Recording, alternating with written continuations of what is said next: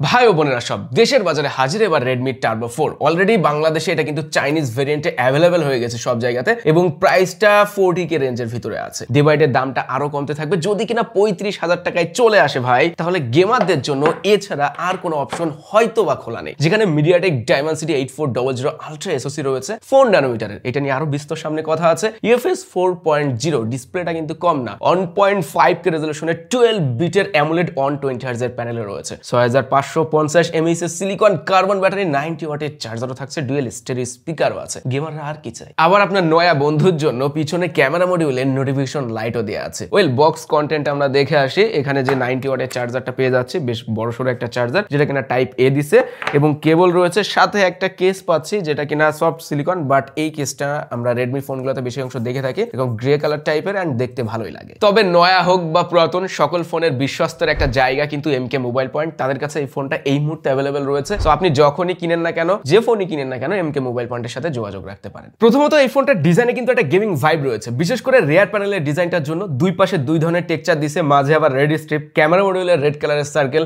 And এখানে ক্যামেরাও দুইটা দিছে, একটা ওয়াইড একটা আলট্রা ওয়াইড, বলা যায় দুইটাই কাজের ক্যামেরা দিছে। রিয়ার প্যানেলটা প্লাস্টিকের, বডি ফ্রেমও প্লাস্টিকের। হ্যাঁ, হাতে নিতে ফোনটা ভাই যথেষ্ট প্রিমিয়াম লাগছিল। এই জায়গায় মেটাল হইলে অনেকেই বলবে আরো বেশি প্রিমিয়াম লাগতো, তবে মেটালের কিন্তু একটা নেগেটিভ সাইড রয়েছে, যেহেতু গেমিং ফোন যথেষ্ট হিট জেনারেট করবে, হাতের ভিতরে ওই সময় গরম সব থেকে বেশি ফিলটা করা যেত। যাই হোক, প্লাস্টিক দিয়ে একটু গরম কম হইলেও হয় ফোনটা এবার IP68 এর রেটিং রয়েছে এন্ড ডিসপ্লেতে বোধহয় গোরিলা গ্লাস 7i প্রোটেকশনটা রয়েছে। এই জায়গায় বোধহয় কেন বললাম, এই সেম ফোনটাই ইন্টারন্যাশনাল মার্কেটে পোকো X7 Pro নাম দিয়ে লঞ্চ হয়েছে, ওইটাতে কিন্তু আবার গোরিলা গ্লাস 7i প্রোটেকশন রয়েছে, বাট চাইনিজ ভেরিয়েন্টের এই ফোনটাই আমরা অনেক রিসার্চ করে জানতে পারি নাই যে স্ক্রিনে আসলে কি প্রোটেকশন তারা দিছে। ডিজাইন ল্যাঙ্গুয়েজে এক কথায় বলা যায় ফোনটা যথেষ্ট সুন্দর লাগে, বিশেষ করে সিমেট্রিক্যাল চিন বেজেলের জন্য ডিসপ্লেটাও যথেষ্ট সুন্দর। আমরা এই ফোনটা ডিসপ্লে এবং ফোনের বাকি যে দিকগুলো রয়েছে সেগুলো সম্পর্কে বিস্তারিত আরেকটু পরে জানি। চলেন, এই ফোনটা যেহেতু বলা হচ্ছে পারফরমেন্সের দিকে বেশি ফোকাস করা হয়েছে, তো পারফরমেন্সে বা নতুন যে এসওসিটা ব্যবহার হয়েছে সেটা আসলে কোন পর্যায়ে রয়েছে সেটা জানা যায়। দেখেন, এখানে যে এসওসিটা রয়েছে না, Dimensity 8400 আলট্রা, এইটা 8 কোরের এসওসি। Cortex এর A7 সিরিজের কোরগুলো মূলত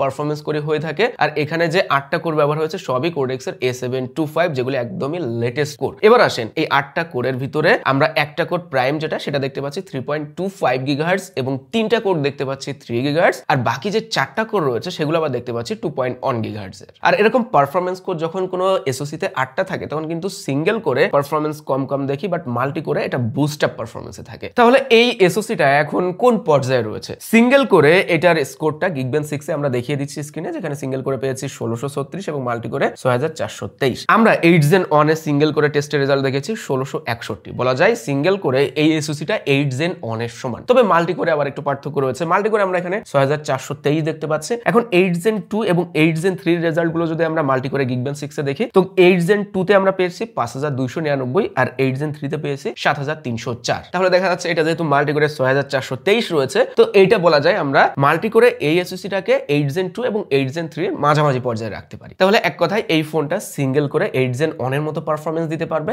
এবং মাল্টি করে 8 Gen 2 এবং 3 এর মাঝামাঝি রেজাল্টের মতো পারফরমেন্সটা দিতে পারবে। আমরা AnTuTu বেঞ্চমার্কেও টেস্ট করেছি, যেখানে স্কোরটা বেশ ভালোই ছিল, 17,44,000 এই বাজেটের একটা ফোন হিসাবে। এখন এই ফোনটা যারা এই প্রাইস রেঞ্জে গেমিং এর জন্য কিনবেন তাদেরকে খুব একটা হতাশ হতে হবে না। এখন খুব একটা কেন বললাম, আমরা এটাতে PUBG 60 FPS এ খেলতে পাচ্ছি। হ্যাঁ, ভালো এসওসি দিচ্ছে, কেন তারা 90 FPS দিবে না? ভাই, এটার অনেকগুলো রিজন আছে। চাইনিজ ভেরিয়েন্ট, ইন্টারন্যাশনাল ভেরিয়েন্টে হয়তো আমরা 90 FPS পাচ্ছি, চাইনিজে 60 FPS পাচ্ছি। আদৌ এটা ফিউচারে আপডেট আসলে ঠিক হবে কিনা সেটাও গ্যারান্টি দিয়ে বলা যাচ্ছে না। তবে হ্যাঁ, আপনি এই ফোনটা যখন কিনবেন ধরে নেবেন যে আপনি PUBG 60 FPS এর বেশি খেলতে পারবেন না। তবে আমরা যে 60 FPS এ PUBG গেম খেলেছি সেখানে কিন্তু পারফরমেন্সটা খুবই ভালো পেয়েছি। 60 FPS থাকা এখানে পজিটিভ সাইড হলো অতিরিক্ত ব্যাটারি ড্রেন হয় না, তাছাড়া ফোনটা ওভারহিটও হচ্ছিল না, ল্যাগও খুবই কম দেখা যাচ্ছিল, যেগুলো PUBG গেমে থাকে আসলে। ফুল জাইরো দিয়ে গেমিং করা যাচ্ছিল, লেটেন্সিও কম পেয়েছি। Overall long time PUBG game খেলার জন্য এই ফোনটা খুবই ভালো পারফর্ম করেছে। অপরদিকে COD গেমে কিন্তু আরো বেটার পারফর্ম করেছে, যেখানে আবার 90 to 120 FPS এ গেমিং করা যায়, আরো স্মুথ লেগেছে গেমিং করার সময়। সেই সাথে এই COD গেমটা অলরেডি ভাই অপটিমাইজ, এখানেও আমরা লো লেটেন্সি পেয়েছি এন্ড গেমিং করতে অনেক বেশি মজা পেয়েছি। হ্যাঁ, এর থেকে বেটার পারফরমেন্সের ফোন কিন্তু রয়েছে, যেগুলো অনেক টাকা দাম, লাখ টাকা দাম, সেগুলোতে আরো ভালোভাবে খেলা যাবে, এটা একেবারে স্বাভাবিক। এখানে হাই গ্রাফিক্যাল গেমগুলো আপনি মোটামুটি যে খুবই খারাপ খেলতে পারছেন এরকম না। আমরা যেমন কারেক্স গেম ট্রাই করেছি, যে গেমটা নিয়ে নতুন করে বলা লাগে না, এখন ওই গেমটায় গ্রাফিক্যাল এলিমেন্ট টেক্সচার কিন্তু অনেক হাই, অনেক বেশি স্মার্টফোনের জন্য এক কথায়। তো ওই গেমটা খেলতে যেয়ে কিন্তু হালকা পাতলা ল্যাগ দেখা মিলেছে, যখন বিশেষ করে কারগুলা ক্র্যাশ করে বা অতিরিক্ত গ্রাফিক্যাল এলিমেন্টস যখন স্ক্রিনে থাকে তখন হালকা পাতলা একটু বেঁধে যায়। তাছাড়া ওভারঅল স্মুথলি গেমটা খেলা যাচ্ছিল। তো সব মিলিয়ে সেই আমার শুরুর কথা লাস্টে এসেই বলা লাগে, এই বাজেটের ফোন হিসাবে গেমিং এ আপনি খুব একটা হতাশ হবেন না। দেখেন, এই ফোনটার পারফরমেন্স নিয়ে আগে কথাগুলো কথাগুলো কেন বললাম, আপনারা এই ফোনটা যারা কিনবেন ওই পারফরমেন্সের জন্যই কিনবেন, তো সে কারণে আপনাদের বোর করলাম না, শুরুতে মেইন পার্টগুলো আগে দেখে নিলেন, সন্তুষ্ট থাকলেন। এখন চলেন ডিসপ্লে কেমন সেটা জানা যায়। ফোনটাই এক কথায় আমি বলে দিই, ফ্ল্যাগশিপ গ্রেডের একটা ডিসপ্লে রয়েছে। 6.67 ইঞ্চের ফুল এইচডি প্লাস মানে 1.5K রেজলিউশনের অ্যামোলেড প্যানেল দিয়েছে, যেটা কিনা 120 হার্টজের, 446 পিপিআই রয়েছে এবং 3200 নিটস পিক ব্রাইটনেসও দিতে পারে। একটা স্মার্টফোনের ডিসপ্লে হিসাবে কোনো দিকে আসলে মনে হয় না বাকি রেখেছে। HDR10+ থেকে শুরু করে তারপরে 12 বিটের একটা ডিসপ্লে প্যানেল, এটা ওয়াইড ফাইন L1 সাপোর্টেড, যে কারণে আপনারা দেখা যাচ্ছে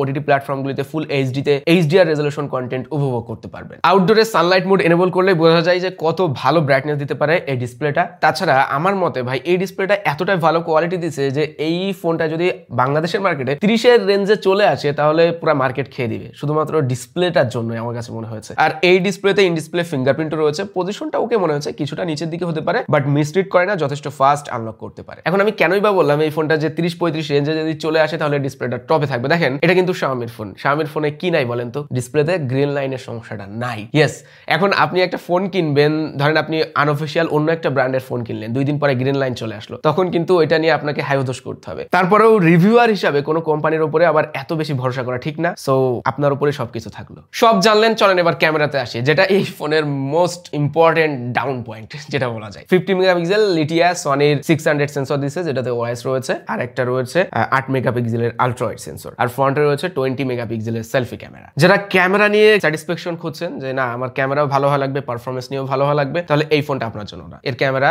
আপনাকে ফুললি হতাশ করবে যদি এরকম স্যাটিসফ্যাকশন আপনি এই প্রাইস রেঞ্জে এই ফোনের ভিতরে খুঁজেন। সো পোর্ট্রেট মোডে এইচডি টেক ভালো, ওইদিকে খারাপ নাই, বাট ডিটেল খুবই কম। আপনি জুম করলে বুঝতে পারবেন ফেস স্মুথ করে দিয়েছে, এআই এর মাধ্যমে মনে হবে যেন আঁকিয়ে দিয়েছে। ছবিগুলো দেখতে ওভারঅল আপনি জুম ছাড়াই ভালো লাগবে আপনার কাছে। লাইটটাকেও ব্যালেন্স করতে পারে মোটামুটি বলা যায়, একটু ওভার স্যাচুরেটেড ইমেজ পাচ্ছেন এরকমও না, ডিটেলটা কম থাকবে এবং ইমেজের ভিতরে কালার টোনটা একটু মনে হবে ন্যাচারাল টোনে ফুটিয়ে তুলেছে, মানে রেডি টু আপলোড এরকম ছবি পাচ্ছেন না। তাছাড়া পোর্ট্রেট মোডে এইচডি টেক ভালো, হেয়ার এরিয়া থেকে শুরু করে বডি এরিয়াতে খুব একটা খারাপ করেনি, তবে ওভারঅল ইমেজটা দেখতে খুব একটা ভালো লাগছিল না। পোর্ট্রেট মোডে ডে লাইটে যদি শার্পনেসের ঘাটতি থাকে তাহলে লো লাইটে বুঝতেই পাচ্ছেন আরো ঘাটতি থাকবে। ইয়েস, আমি ক্যামেরাতে বলছি না যে খুব বেশি ভালো, বাট যে বিষয়গুলো ভালো সেইগুলো একটু শুনেন। ব্যাকগ্রাউন্ড বোকেটা খুব ক্রিমি অ্যান্ড সফট মনে হচ্ছিল, ইমেজটা দেখতে কেন জানি ভালো লাগছিল না। সব মিলিয়েই তো ইমেজটা সুন্দর লাগে, কালার টোন বা ফেসের টোন বা লাইট ব্যালেন্স সবকিছু মিলিয়ে ইমেজটা অতটা ভালো লাগেনি আমার কাছে। রেয়ারে যে দুইটা ক্যামেরা রয়েছে, একটা 26mm আর একটা হলো 15mm আলট্রা ওয়াইড। তো আলট্রা ওয়াইডের সাথে 50 মেগাপিক্সেল ওয়াইডের পার্থক্য অনেক বেশি, যেহেতু রেজলিউশনের অনেক বেশি পার্থক্য রয়েছে। সো এখানে আপনারা আলট্রা ওয়াইডের ছবি ওই লেভেলের পাবেন না,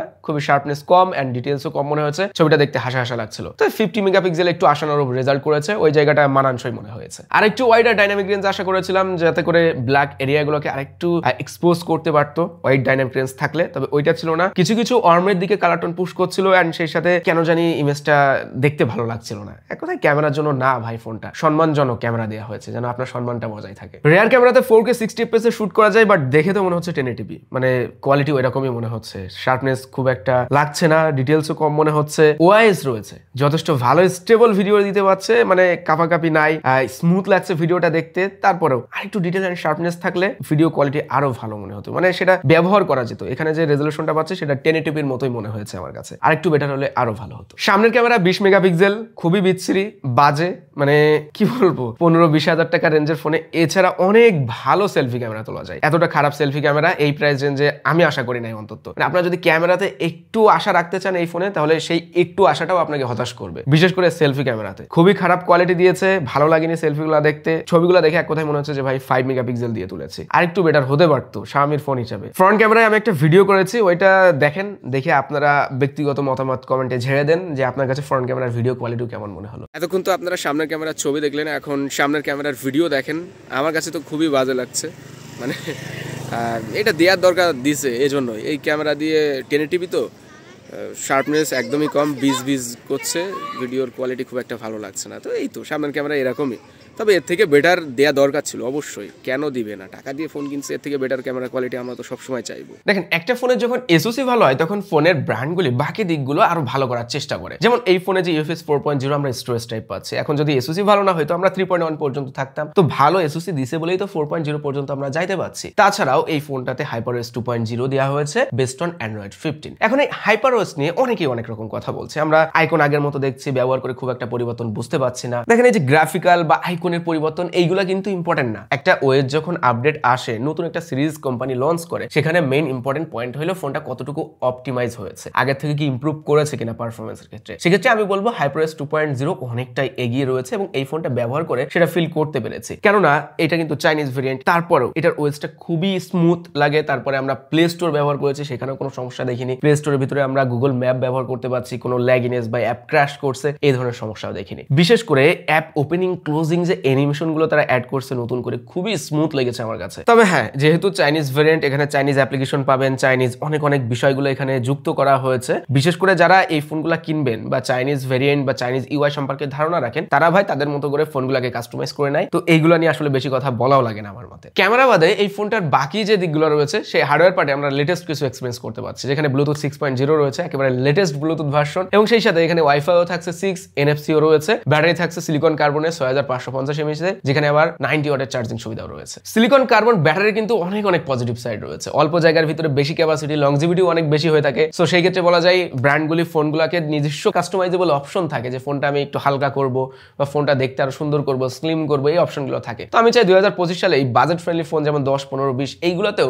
সিলিকন কার্বন চলে আসুক। সেক্ষেত্রে দেখা যাচ্ছে এই কম দামের ফোনেও আমরা বেশি ব্যাটারি পাবো, আবার ফোনগুলো দেখতেও কিন্তু সুন্দর হয়ে উঠবে। লাস্ট অফ দ্য পার্ট, এই ফোনটা কারা নিবেন না, এই পার্টটা অতটাও আমি বোরিং করবো না, ছোট্ট করে বলে দিই। যারা নিবেন তারা নিবেন হচ্ছে পারফরমেন্সের জন্য, ডিসপ্লের জন্য আর ব্যাটারির জন্য। 3টা পয়েন্ট ভালো সিলেকশন হবে এই প্রাইস রেঞ্জে, আর দামটা আস্তে আস্তে কমবে। সো তাড়াহুড়ো না করে আরেকটু অপেক্ষা করতে থাকেন। আর মাথায় রেখেন এটা কিন্তু চাইনিজ ভেরিয়েন্ট। গ্লোবাল ভেরিয়েন্ট যারা নিতে চাইবেন, বাংলাদেশে যদি ঢুকে ইন্টারন্যাশনাল ভেরিয়েন্টটা, তখন আবার দেখা যাবে দামটা হাতে নাগালে থাকছে না, দামটা কিন্তু আপ হয়ে যাবে। সো কম প্রাইস রেঞ্জে যদি খুঁজেন, তাহলে আমার মতে বেস্ট সিলেকশন হবে। এখন সম্মান বাঁচানোর জন্য ক্যামেরাটা দিছে, ওইটা নিয়ে আপনি আবার ফলো করতে পারবেন না কোথাও যে আমার ফোনের ক্যামেরা ভালো, কারণ এই প্রাইস রেঞ্জে থেকে ভালো ক্যামেরার ফোন কিন্তু অনেক আছে। তবে ফোনটা নিবেন কি নিবেন না, সেগুলো সম্পূর্ণ ভাই আপনার উপরে, আপনার টাকা, আপনি যা খুশি করেন। তবে যেখান থেকে যে ফোনই কিনেন না কেন, এমকে মোবাইল পয়েন্টে একটু যোগাযোগ রাখতে পারেন, তাদের ফেসবুক পেজে আমি লিঙ্কটা দিয়ে দিব, ফলো দিয়ে আসতে পারেন। এই তো ছিল আজকের ভিডিও। সবাই ভালো থাকবেন, আল্লাহ হাফেজ।